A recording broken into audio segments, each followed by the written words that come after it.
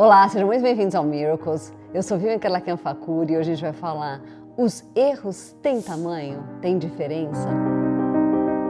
Bom, então curtam, compartilhem, comentem, se inscrevam no nosso canal e aproveitem para mandar esse vídeo para abençoar a vida de outras pessoas. O assunto que eu quero falar é um assunto que nem sempre é muito polêmico, mas deveria ser, porque é sobre o pecado, se o pecado tem ou não tem tamanho.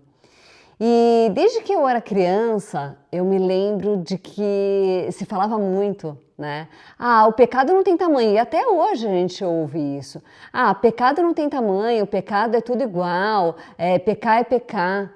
E isso não é verdade. Isso é uma mentira imensa. E a gente precisa falar sobre isso. Não é a primeira vez que eu estou pregando sobre esse assunto, já é a segunda vez que eu estou pregando sobre esse assunto, porque se você não assistiu da outra, é bom que você assista dessa vez.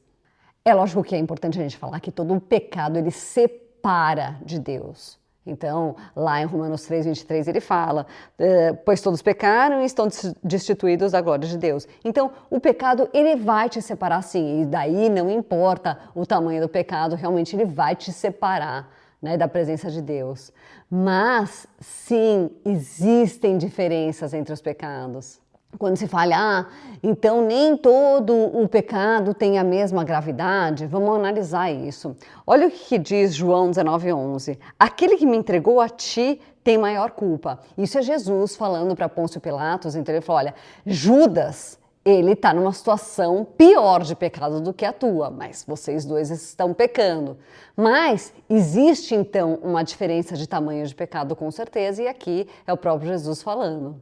Outro exemplo é em Lucas 11:47 e 48, quando Jesus também fala lá, né, que quem conhece, quem sabe que está pecando, ele vai ter uma punição maior do que quem não sabe, quem não tem uma noção de que está pecando. Então a gente vê por aí, né, que Deus vai te julgar de acordo com o tamanho do teu conhecimento também.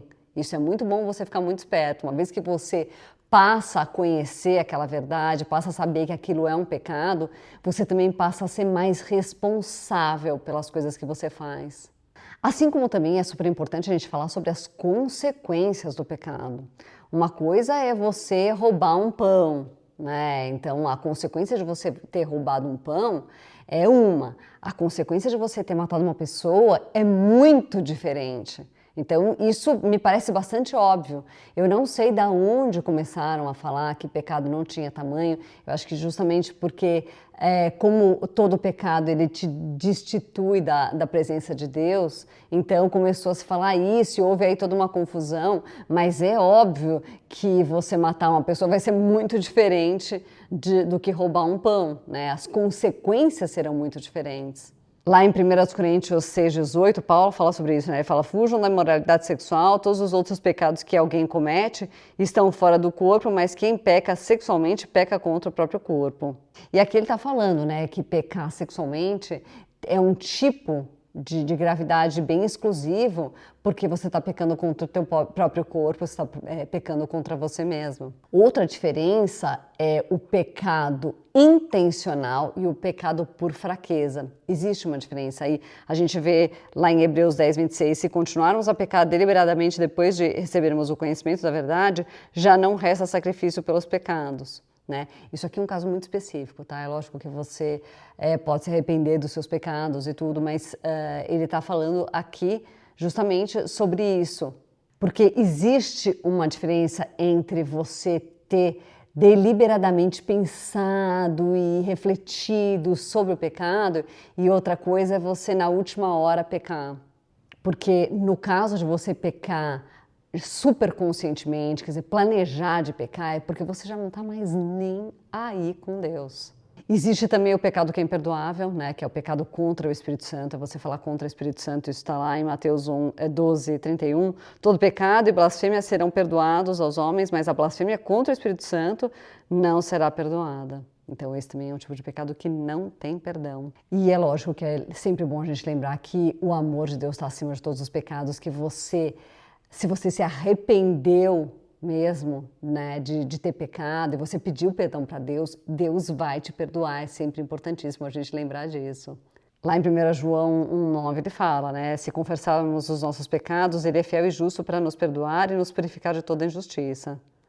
Então, nem todo pecado é igual, mas todo pecado que tiver realmente um arrependimento, que a pessoa realmente, genuinamente se arrependeu, ele pode ser perdoado por Deus, com certeza.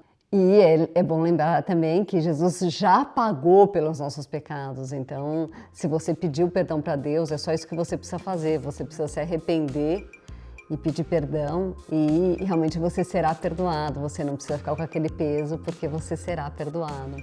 Bom, hoje eu vou ficar por aqui, então curtam, compartilhem, comentem, se inscrevam no nosso canal e aproveitem para mandar esse vídeo para abençoar a vida de outras pessoas. Fiquem com Deus.